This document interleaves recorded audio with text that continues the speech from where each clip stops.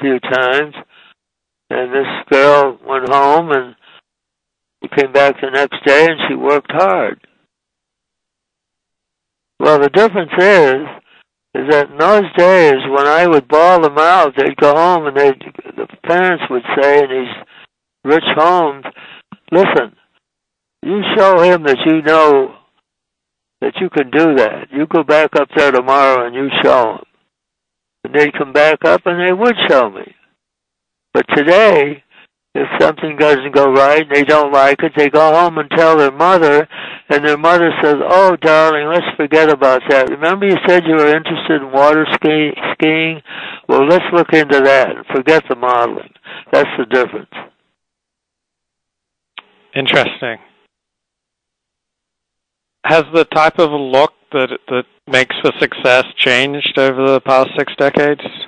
What is it? Has the type of look, the appearance that makes for modeling success, has that changed? Well, I started out with the idea of promoting the natural look, the all-American girl, and I wasn't very well accepted because the sophisticate was the one that they wanted, a tall, thin, pseudo-sophisticated girl, and my girl was not that type. But now today, it's gotten to be more and more the type of girl that I promote. In fact, she's a hot number now, that natural look, they call it. Is this different from, like, the very skinny look that many models have? Well, back in New York, they still have to have that skinny look to model fashion. But they are getting a little more accepting a more natural figure. In fact, there are some agencies that do the plump girl. What the hell do they call it? They had a name for it. Curvy? Yeah. But they haven't been real successful. The skinny girl is still the big thing.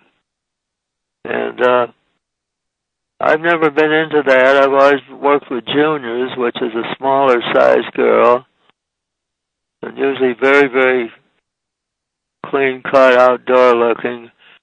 And that's the type of girl I feature, the preppy, that type.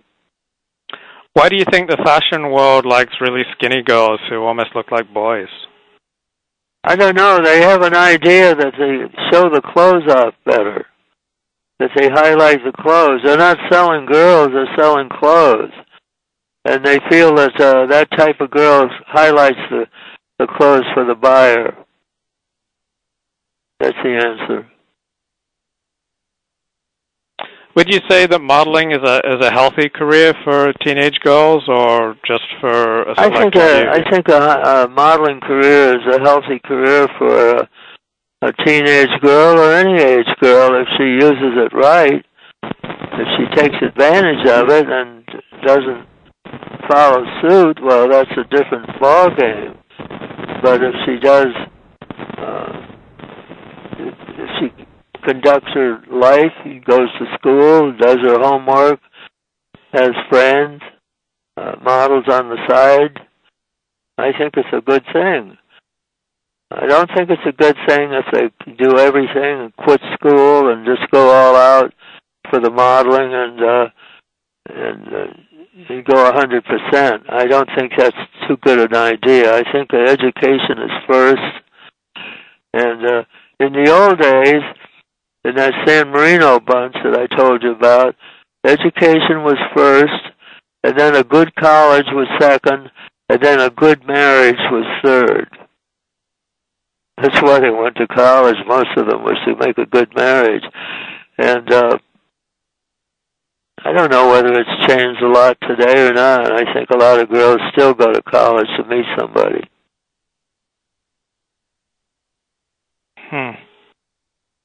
How has your business changed over the past 6 decades? What have been some of the biggest changes you've had to deal with? Well, I have to deal with the fact that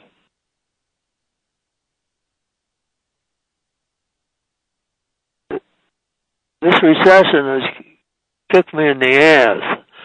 I've been through 2 or 3 recessions, and I never felt anything. Nothing. But this one has really hit me. And people are so enthusiastic when they come in. They come in and I do an interview, and I'm very good at that. And if I'm interested, they know it. If I'm not, they know it. We part friends. If I think they're good, I make a little test of them. I did over 700 Kodak ads, which means I've supplied models for over 700 ads in 32 years. So I know how to use a camera myself, so I make my own little test, and I don't charge for it. And if I think the girl is good, I find out from that test. I find out about her personality, her attitude, a whole lot of things besides how photogenic she is. And I think that I don't think that's changed too much, except that parents haven't got the money to send the girl to the modeling school. In other words, they might have the money, but they could use it for something better. I tell them, I say, if you're not in a position to pay for this without it hurting you, forget it. You can live without modeling. I tell them that, and too many of them think about it and take my advice. How important is a modeling school to produce a model? Well, I have the head teacher here who trains the Tournament of Roses Queen and Court. And if you know anything about anything, you know that's a very prestigious thing to have that honor. And she not only does that, but they have to hire her to pick the whole wardrobe, because Macy's or Nordstrom's or whoever supply the clothes will not do it. It's too much work and too much time and too much expense.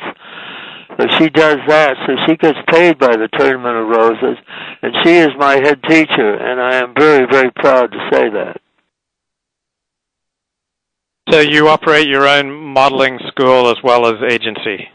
I have 2 things. I'm a state licensed agency with a $50,000 bond, and I'm a modeling school for teenagers.